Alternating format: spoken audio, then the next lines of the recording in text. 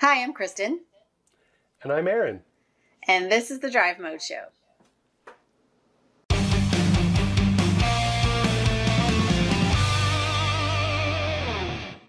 Hey, do you want to talk about the Ford F-150 versus the Ranger today?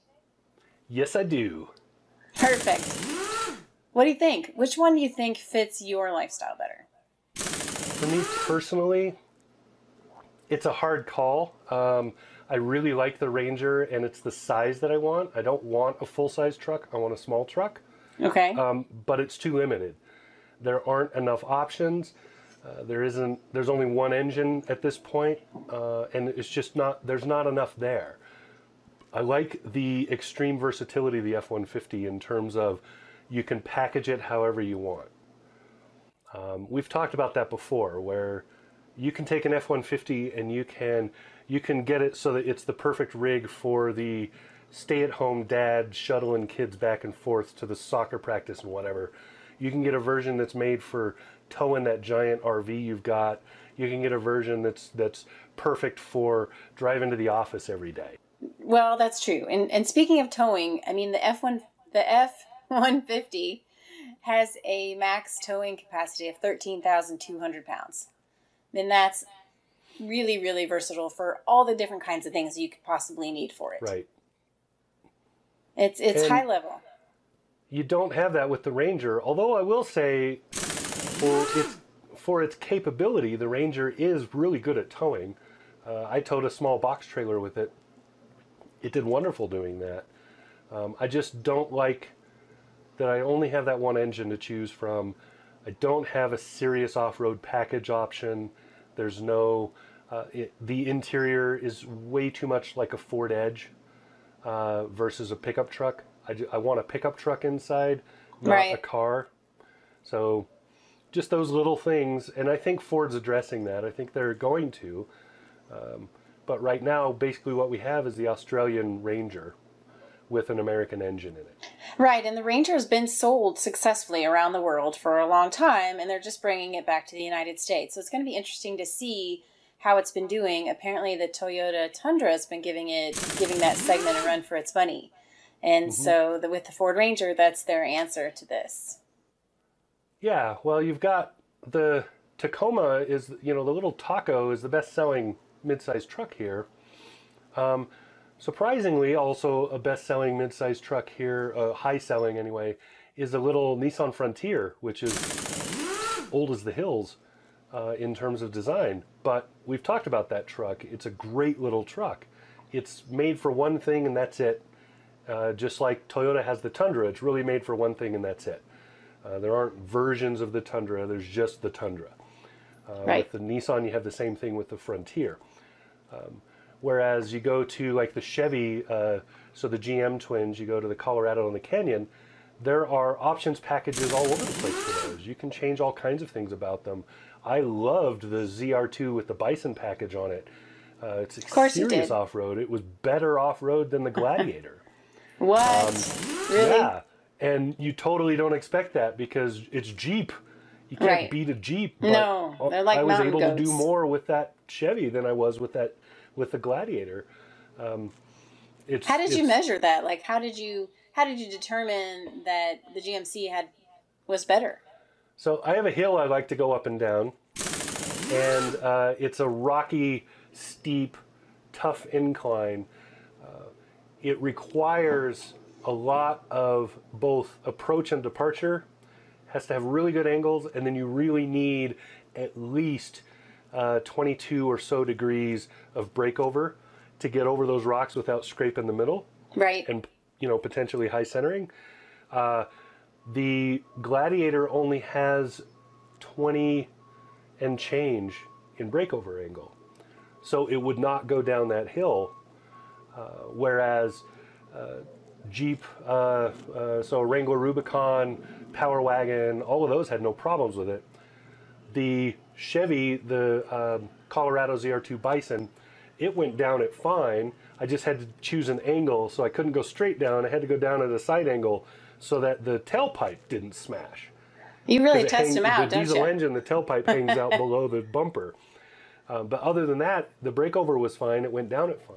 It would not go up it, but neither would the Gladiator, and neither will most vehicles that don't have a very short wheelbase. Because you need even more to go up than you do coming down. And taking it back to the Ford, one of the advantages that the Ford F-150 has is the Raptor, right? If you were trying to tackle big hills, I mean, you've got the Raptor. Right. And the Raptor, that same hill, it will go down that hill.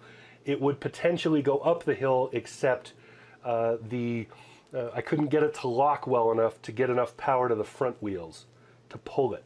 And I think that had more to do with not the Raptor setup, but with the amount of power available and the way the power is available. Because it's turbocharged power, you have to ramp it to get it. And so that means you're going to have wheel slip until you get enough power to those wheels. Whereas with like a diesel, you have a low lug power amount. And then with a heavier truck like the Power Wagon, that's a much, much bigger engine in a bigger vehicle. So it's, it's a 3/4 ton truck. So it has an easier time doing those things. So it's all about power delivery and lugging. And yeah, with the little Ranger, I wouldn't even consider that hill, let alone some of the stuff around it. It's just not an off-road vehicle. Even with the FX, or what do they call it? The FX4? Is that the package? I can't remember. It's just not, that's not what it's for. So if you were trying to decide between the two, the F-150, why can't I say that today? It's like it's Monday. It's Wednesday. The F-150 has a bigger gas tank, so it's got more range, and that may be important to you. It has bigger towing capacity. It has more legroom in the back. So, and the difference in price is going to alter dramatically between the trim levels, right? Right. So how do you decide which one you need? What factors would you look at, or would you recommend people look at if they're trying to decide between the F-150 and the Ranger? Price is always a factor, but I think that price and value are also measured in terms of what are you getting. And so, yes, you could probably get the Ranger cheaper than an equivalent equipped F-150, but is it going to be able to do what you want, and will it fit? I tell people all the time, yeah, that's a cheaper car. When they're looking at any vehicle, I'll say, yeah, maybe that's the cheaper option, but are you going to like it? Because if you get in and out of it every day and you hate the thing, you wasted money. Right. There's no way to put other way to put it. All right, it's not a sale unless you really want that. Right. And so if it's not comfortable for you in terms of you like the look of it, you like the way it drives, you like the feel, it's the right size and build, ergonomics are correct, whatever, if all those things aren't there for you, you're not going to like the vehicle.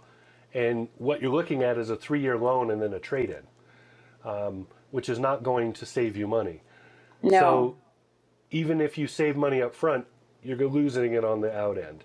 You're better off spending more money and getting something that fits than you are doing the other, or taking your time to wait for the one that fits. So like in our case, buying the minivan that we bought, we knew exactly what we wanted, we figured it out exactly, and then we just sat and waited for the right model to show up. It took, 4 or 5 months. Wow. Not everybody has that kind of patience. They decide that they want to buy something and they want it right now. Well, we weren't in a hurry because we had a decent vehicle that wasn't going to die. It wasn't breaking. We hadn't run it all the way till the wheels were about ready to fall off. And so we had time to wait. And even better than that, we basically had a buyer for our vehicle as soon as we got into the new one. Good. So, it was a perfect situation. But as far as the Fords, I would really say in my case, and probably in most people's cases, you're going to be better off with the F-150 because you can package it to meet a budget and a need. Whereas with the Ranger, you don't have that. What you're buying, that's it. That's all they have available. They have like 3 trim levels for it. That's it. Mm-hmm. There are no engine options. There are no powertrain options outside of you can have 4x4 or not. And there's really not a lot of change in the interior when you go. And then the Ranger only has one cab style, right? I don't think there's two. I think there's just two. a crew. There's two cab extended? styles, yes. Okay. I forgot the names of them. I could look at my notes, but I don't remember what they are. But you're right about the one engine. I mean, the towing capacity is probably the biggest difference, as well as payload. Cargo capacity, it's 62.8 cubic feet for the Ford F-150 versus 51.8 for the Ranger. But the advantage that the Ranger has is it's a little bit more, I think it's a little bit more nimble. It's a little bit more straightforward and streamlined for people that know they want this specific size truck and they need a truck and a bed and that's it, right? They don't need, they might not need all the options. But if you like to have the flexibility, then the F-150 is more your style. And the Ranger is a good little truck if you need a little truck. But then I would say you really should look at all the options. So if you're going to look at a small truck, you should look at all the options in the small truck category, not just say it's Ranger versus F-150. I mean, unless you're like blue oval is the only way you're going to go, you really need to look because there's a lot of competition in that market now, and it's awesome. Right. I agree. Choices are good, and more families. Well, I mean, here in Texas and where you are in Wyoming, more families are taking a look at trucks because there's so many different ways you can use them and different ways you can configure them and different ways you can cover up the bed if you need to or use it for road trips. I love that. Yeah. So, there you go. I don't know what else there is to say about these two trucks. Good information, Aaron. I think you did a great job summarizing those. For anyone who's looking to decide between an F-150 and a Ranger, there you go. All right.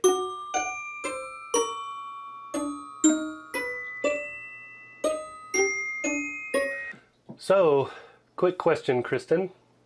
Yes. What song fits the F-150?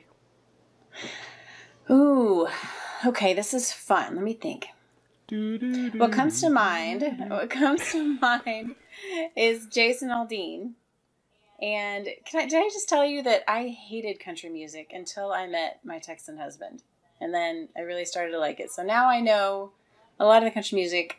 I love Jason Aldean's Flyover States song because Ford is based in Detroit and the Flyover States contain all of those middle states there. And I do love to be up there in the summer. It's beautiful. And driving it in a truck in a Ford F-150 would be fun.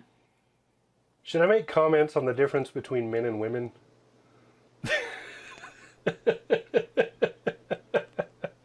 How about the Ranger? Do you want to ask me about that one too? I don't have a song for the Ranger. I have to think about it. What do you think? I'm thinking Brad Paisley's Southern Comfort Zone. And the reason is because the Ranger is sold worldwide and it's been so popular overseas. And that song is about going overseas or going different places and then coming back home. So that's kind of a deep answer to this question. I think that fits the Ford Ranger. That's cool. Yeah, because I was going to go with something like, the Foggy Bottom Boys or something. And it's funny that you were saying worldwide because I was like, if it sells really well in Germany, is it like Hasselhoff? It would have to be like, what is that? Rammstein. Rammstein? Du hast. To be honest with the Ranger, though, when I was driving it, in a lot of Fords, I've told you this before, in a lot of Fords, I tend to go towards the bluegrass channels. Right. But in the Ranger, it was the one day I was doing a lot of filming and I did puddle splashes and all kinds of stuff with it. It was a really rainy, drizzly, kind of overcast day. And I was actually listening to a lot of Megadeth while I was doing all of that. I love it. So it was, hello me, meet the real me. That's a great impression. I love it. So yes, I like Megadeth. There you go. Music for the Ranger and the F-150. Make sure to subscribe. Hit that button down there, the little bell thing, all that stuff down there. And I guess that's it. This has been the Drive Mode Show. Who's that? This has been Kristin. This has been Aaron. Talk to you again soon.